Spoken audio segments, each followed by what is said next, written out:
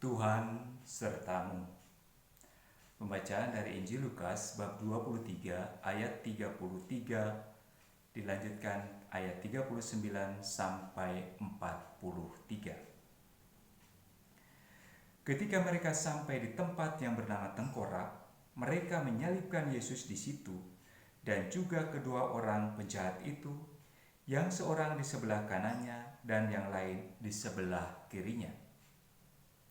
Seorang dari penjahat yang digantung itu menghujat dia, katanya, "Bukankah engkau adalah Kristus? Selamatkanlah dirimu dan kami." Tetapi yang seorang menegur dia, katanya, "Tidakkah engkau takut juga kepada Allah, sedangkan engkau menerima hukuman yang sama? Kita memang selayaknya dihukum, sebab kita menerima balasan yang setimpal dengan perbuatan kita.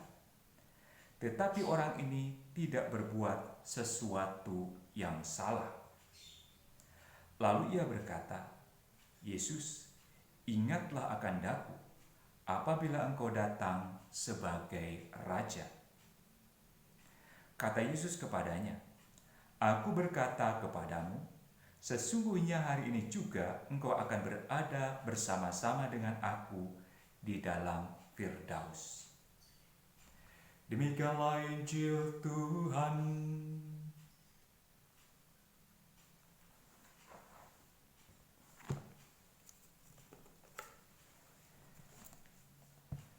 Selamat berjumpa kembali saudara-saudari yang terkasih, Bapak Ibu dan para remaja juga anak-anak. Hari ini kita bersama-sama kembali ingin mendalami peristiwa yang keempat, yaitu peristiwa sedih Yesus memanggul salibnya ke Gunung Kalvari. Dalam bacaan digambarkan bahwa di Golgota terpancang 3 salib. Salib Yesus dan salib 2 penjahat. Dari bacaan-bacaan sebelumnya, dari permenungan-permenungan sebelumnya, kita tahu bahwa Yesus menderita salib atau memikul salib atau disalibkan bukan karena ia berbuat salah, seperti digambarkan juga oleh salah satu penjahat. Jadi bukan karena ia berbuat salah lalu ia disalibkan, tapi karena intrik dan trik politik di lingkungan orang-orang Yahudi saat itu, para pemimpin saat itu, sehingga Yesus disalibkan. Dan salib bagi Yesus merupakan konsekuensi dari keputusannya untuk memperjuangkan sesuatu, untuk menawarkan sesuatu kebaikan, bahkan keselamatan.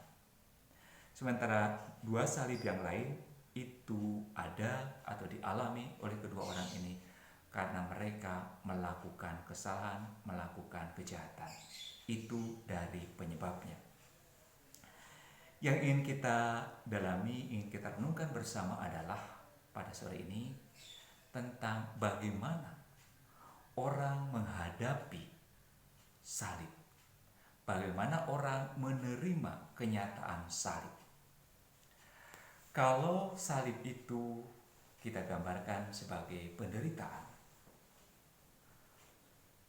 bagaimanakah orang menghadapi salib? Ternyata ada macam-macam. Selama 20 tahun lebih, hampir 24, sebagai imam, ketika saya mendengarkan berbagai keluh kesah, di situ ada berbagai macam sikap ketika orang menghadapi salibnya, salib kehidupannya. Ada berbagai penyebab, tapi juga ada berbagai bentuk cara orang menghadapinya. Kita akan melihat bagaimana penjahat yang pertama menghadapi salib itu. Ketika ia berada tergantung di salib, ia masih sempat-sempatnya menghujat Yesus, tadi dikatakan oleh kitab suci. Meskipun bentuknya permintaan, pernyataan dan permintaan, tapi dikatakan dia menghujat, mungkin karena intonasinya. Artinya di situ ada kemarahan, ada ketidakmauan untuk menerima kenyataan itu. Ada pemberontakan di dalam dirinya. Meskipun penderitaan itu, salib itu sebagai konsekuensi atau akibat dari tindakannya sendiri. Tapi ada penolakan, ada ketidakmauan mengakui kesalahannya. Dan ketika orang menghadapi salib dengan cara seperti itu, minimal yang saya tangkap dalam berbagai percakapan, maka beban dari salib itu bukan menjadi tambah ringan, tetapi akan menjadi terasa lebih berat. Kenyataannya atau fakta salibnya bisa sama, bisa serupa, tapi cara orang menghadapi itu akan menentukan bagaimana beban seseorang atau orang mengalami beban itu di dalam hidupnya. Yang kedua, orang yang kedua, rupanya orang ini sama-sama disalib, tetapi dia menyadari bahwa itu memang kesalahannya sendiri. Bahwa salib itu muncul akibat dari kesalahan yang ia buat. Tadi dikatakan di sini. Di mana tadi? Tidakkah engkau takut, juga tidak takut kepada Allah, sedangkan engkau menerima hukuman yang sama? Kita memang selayaknya dihukum, sebab kita menerima balasan yang setimpal dengan perbuatan kita. Ada sebuah kesadaran di situ. Dan ketika dia menyadari tentang kesalahannya itu, maka ada penerimaan. Jadi bukan pemberontakan, tapi penerimaan. Dia menerima itu sebagai akibat dari tindakannya sendiri.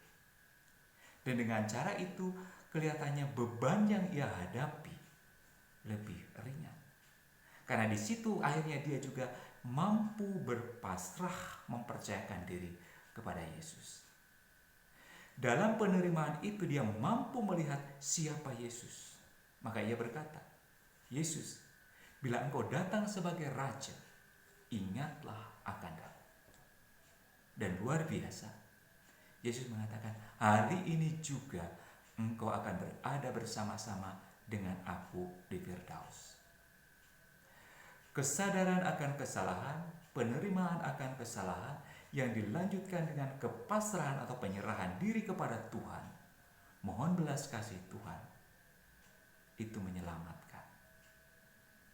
Tetapi jangan dibalik, jangan ditunda. Kalau gitu nanti saja bertobatnya. Enggak. Saat ini kita diajak untuk bertobat. Kalau memang kita berada dalam kesalahan. Nah,